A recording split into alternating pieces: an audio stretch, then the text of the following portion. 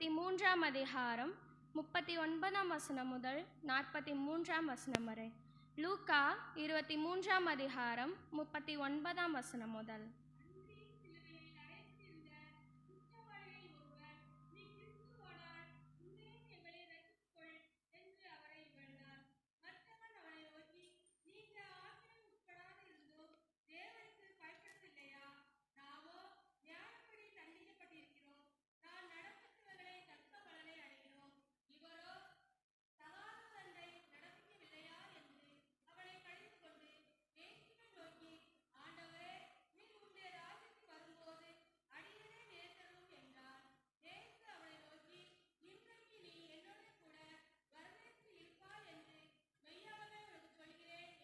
ஆமென்.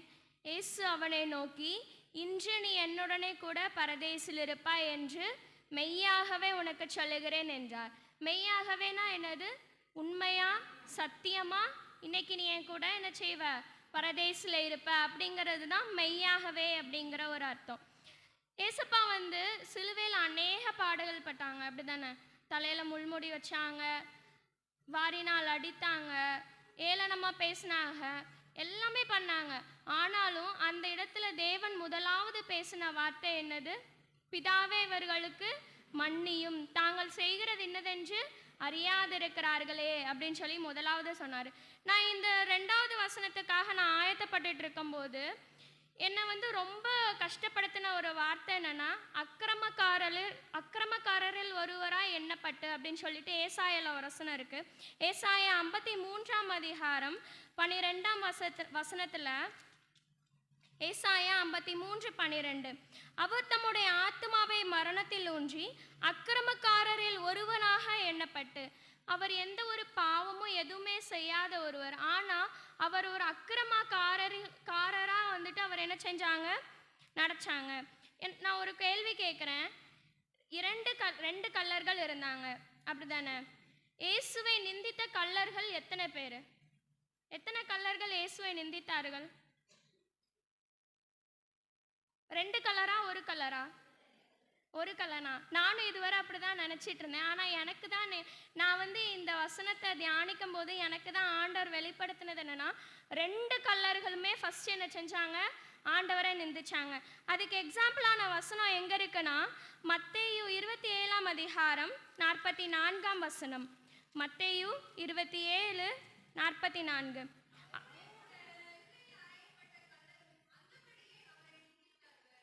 என்ன போட்டிருக்கு? அவரோடு கூட சிலுவைகளில் அறையப்பட்ட கள்ளரும் அந்தபடியே அவரை நிந்தித்தார்கள் தான் இருக்கு. நிந்தித்தான்னா தான் ஒருத்தர், அப்படிதானே? நிந்தித்தார்கள்னா 2 பேரும். அப்ப என்ன செஞ்சிருக்காங்க? 2 கள்ளரும் என்ன செஞ்சாங்க? ஃபர்ஸ்ட் ஆண்டவர் என்ன செஞ்சிருக்காங்க? நிந்திச்சிருக்காங்க. அதே மாதிரி மார்க்கு 15:32 வாசிங்க. மார்க்கு 15:32. நாம் கண்டு விசுவாசிக்கத்தக்கதாக இஸ்ரவேலுக்கு ராஜாவாகிய கிறிஸ்து இப்பொழுது சிலுவையில் இறந்து என்று சொல்லிக் கொண்டார்கள். அவரோடு கூட சிலுவைகளில் அறையப்பட்டவர்களும் அவரை நிந்தித்தார்கள். அப்ப என்ன செய்து? ஃபர்ஸ்ட் 2 கள்ளர் என்ன செஞ்சிருக்காங்க? ஆண்டவரை நிந்திச்சிருக்காங்க, ஆண்டவரை ஏளனமா பேசியிருக்காங்க. அப்ப எப்போ அந்த இன்னொரு கள்ளன் எப்போ மனம் திரும்பினா? அங்கதான் ஒரு ட்விஸ்டே இருக்கு, அப்படிதானே? எப்போ ஆண்டவர் அந்த கள்ளன் மனம் திரும்பினானா, ஆண்டவர் எப்போ அந்த முதல் வார்த்தையை சொன்னாரோ, பிதாவே இவர்களுக்கு மன்னியும் அப்படின்னு எப்போ ஆண்டவர் அந்த வார்த்தையை சொன்னாரோ, அப்பதான் என்ன செஞ்சான்? அந்த கள்ளன் என்ன செஞ்சான்? உணர்ந்து என்ன செஞ்சான்? மனம் திரும்பி என்ன செஞ்சான்? அவன் ரட்சிக்கப்பட்டான். பொதுவாகவே சிலுவையில் அறையப்படும் போது, சிலுவையில் அந்த அறையிறவங்க நம்ம சாகதானே போகிறோம், எல்லாரும் என்ன செய்வாங்க? திட்டிட்டு ஏளனமாக பேசிட்டு என்ன செஞ்சிருவாங்க? சாகதான் போகிறோம், யாரும் நம்மளை என்ன எதுவும் பண்ண முடியாது அப்படின்னு சொல்லிட்டு என்ன செய்வாங்க? பண்ணுவாங்க. ஆனால் ஆண்டவர் மாத்திரம்தான் என்ன பண்ணாரு? பிதாவே இவர்களுக்கு மன்னியும், தாங்கள் செய்கிறது இன்னதென்று அறியாதிருக்கிறார்களே அப்படிங்கிற அந்த ஒரு வார்த்தை, அந்த ஒரு மன்னிப்பின் வார்த்தை ஒரு கள்ளனை என்ன செஞ்சிச்சு? ரட்சித்திருக்கு. அதே போல ஏசப்பா கள்ளனின் அந்த ஏசப்பா சொன்ன அந்த மன்னிப்பின் வார்த்தை கள்ளன் என்ன செஞ்சிச்சு? கள்ளனோட இருதயத்தை என்ன செஞ்சது? புதிதாக்கப்பட்டது. இந்த நேரத்தில் ஏசப்பா எப்படி இப்படி மன்னிக்கிறாரு, எப்படி இவருக்கு இந்த மனது வருது அப்படிங்கிற ஒரே காரணத்தினால செஞ்சான், அந்த கல்லன் ரட்சிக்கப்பட்டான். நம்ம யாரை போல இருக்கிறோம்?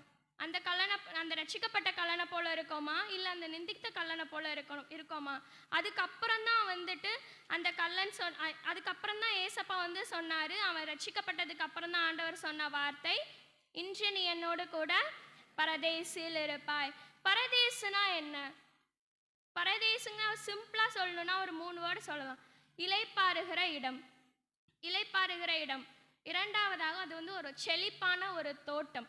மூணாவது நீதிமான்களுக்கென்று ஏற்படுத்தப்பட்ட ஒரு தேசம். அது அங்கே யார் உள்ள வர முடியாது, நீதிமான்கள் மட்டும்தான் உள்ள இருக்க முடியும். பாவிகள் என்ன செய்ய முடியாது, உள்ள வர முடியாது. நீதிமானா நம்ம வந்து மாறணும்னா ரட்சிப்புங்கிற டிக்கெட் என்ன செய்யணும், நமக்கு வேணும். செழிப்பான தோட்டம் அப்படின்னு சொல்லி நம்ம சொல்லும்போது எது ஞாபகத்துக்கு வருது? செழிப்பான தோட்டம்னா நம்மளுக்கு என்ன ஞாபகம் வருது? ஏதேன் தோட்டம். அப்போ ஆண்டவர் பூமியில ஏதேன் தோட்டத்தை உருவாக்கும் போது அவ்வளவு அழகா, அவ்வளவு செழிப்பா வந்து உருவாக்கும் போது பரலோகத்துல அப்போ அந்த பரதேசுங்கிற இடம் வந்து அப்போ அவர் அதை எப்படி உருவாக்கி இருப்பாரு? அப்படிதானே? அதே மாதிரி சபை அப்படிங்கிற ஒரு தோட்டத்தில் நம்ம நாட்டப்பட்டாதான் ரட்சிப்புங்கிற ஒரு டிக்கெட் என்ன செய்யும், நமக்கு கிடைக்கும். இப்போ நம்ம ஒரு ஊருக்கு போகிறோம்.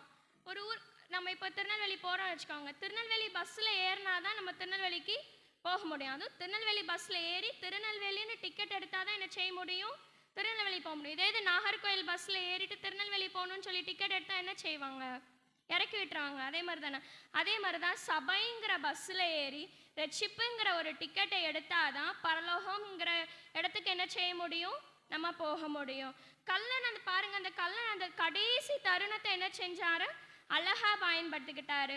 அதுக்கு தான் ஆண்டவர் சொல்றாரு, இன்று நீ என்னோடு கூட பரதேசில் இருப்பாய். உலகத்துல ஓடுற ஓட்டம் நம்மளுக்கு எப்போ முடியும் என்பது என்ன செய்யாது, நமக்கு தெரியாது. ஆனா அந்த முடிகிற டைம்ல ஜீவ ஓட்டத்தை முடித்தேன், நீதின் கிரீடத்தை பெற்றுக்கொண்டு என்ன விசுவாசமா நம்ம என்ன செய்யணும், போகணும். வெறும் கல்லறையில மட்டும் அதை எழுதுனா போதாது, நம்மளுடைய இருதயமாகிய பலகையில என்ன செய்யணும், நம்ம எழுதணும். எனக்கு பரலோகத்தை பார்க்கணும்னு சொல்லிட்டு ரொம்ப ஆசை. அதே மாதிரி தான் பைபிள்லேயும் ஒருத்தர் வந்து ரொம்ப ஆசைப்பட்டார், அந்த பரலோகத்துக்கு நான் போகணும். அப்படி போகணும்னா நான் என்ன செய்யணும் அப்படின்னு சொல்லிட்டு பைபிளில் ஒரு ஐஸ்வர்யவான் வந்து ஏசப்பாட்ட வந்து கேட்டார். மார்க் எழுதின சுவிசேஷம் 10ஆம் அதிகாரம் 17ஆம் வசனம். மார்க்கு 10:17.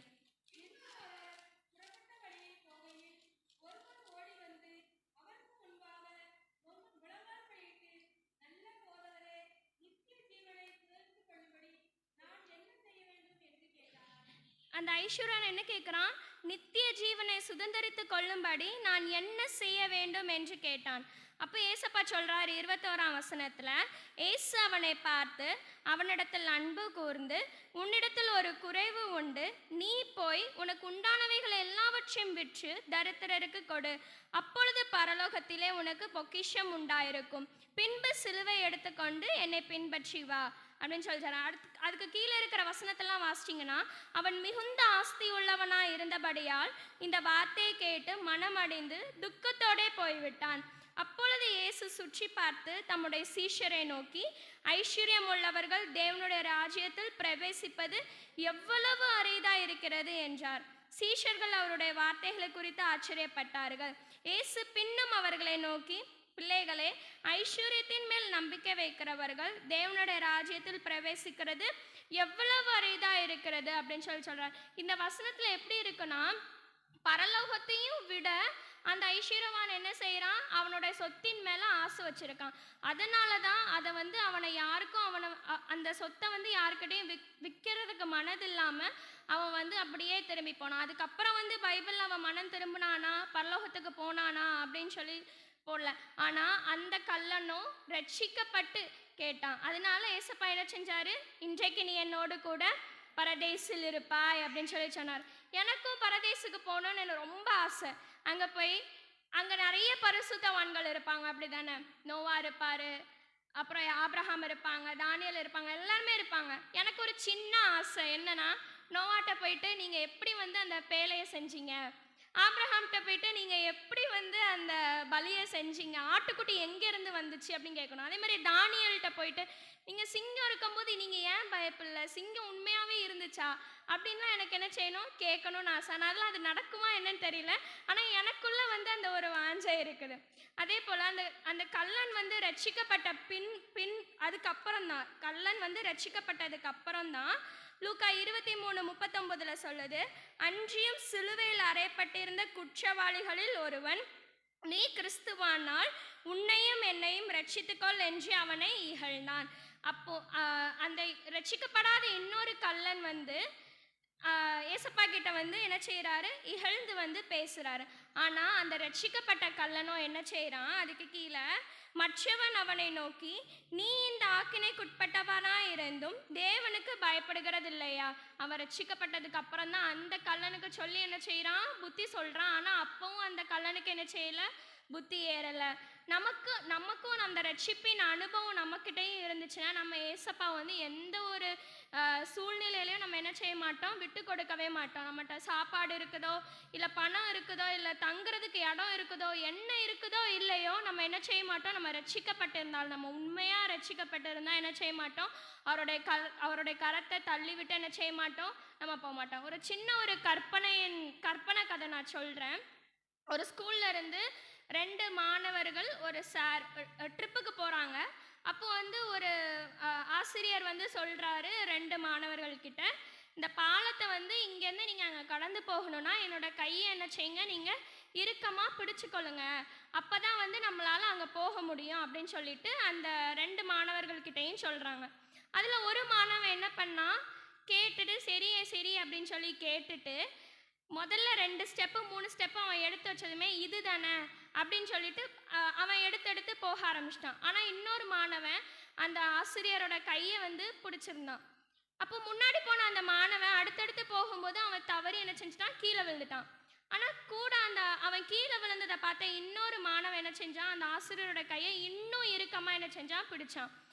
ஒரு வழியாக அந்த ஆசிரியரும் அந்த மாணவனும் என்ன செஞ்சுட்டாங்க, அந்த பாலத்தை கடந்துட்டாங்க. அப்போ ஆசிரியர் சொல்கிறாரு, நீ என் கையை பிடிச்சிட்டு நீ என் கையை இறுக்கமாக பிடிச்சனால தான் இந்த பாலத்தை நம்மளால் கடக்க முடிஞ்சிச்சு. நீயும் அவனை மாதிரி என்னோட கையை பிடிக்காமல் போனனா உனக்கும் அதே நிலைமை தான். அதனால இதுலேருந்து நான் என்ன சொல்ல வரேன்னா, நம்ம ஆண்டவருடைய கரத்தை நம்ம இறுக பிடித்திருந்தோம், நம்ம ரட்சிக்கப்பட்ட ஆண்டவருடைய கரத்தை நம்ம இறுக பிடித்திருந்தோம் அப்படின்னா எந்த சூழ்நிலையாக இருந்தாலும் அவர் நம்மளை கைவிடவே மாட்டார். ரட்சிப்புங்கிறது கர்த்தரால் மட்டும்தான் தர முடியும். பணமோ தங்கமோ அதை கொடுத்து என்ன செய்ய முடியாது, நம்ம வாழ முடியாது. மரணம் நம்மளுக்கு எப்போ நேரிடும் எதுவுமே நம்மளுக்கு தெரியாது. மரணம் நம்மளுக்கு நேரிட்ட பிறகும் நம்ம சரி பெட்டிலையோ பையிலையோ நான் 1,00,000 வச்சுட்டு நான் அங்கே போய் ஆண்டவர்கிட்ட போயிட்டு நான் ரட்சிப்புங்கிறத நான் அங்கே போய் வாங்கிக்கிறேன் அப்படின்னு சொல்லிட்டு நம்மளால் என்ன செய்ய முடியாது, சொல்ல முடியாது. அங்கே பரலோகத்துக்கு போன என்ட்ரன்ஸில் யார் இருப்பா, தூதர்கள் இருப்பாங்க. ரட்சிப்புங்கிற டிக்கெட்டை எங்கன்னு கேட்பாங்க.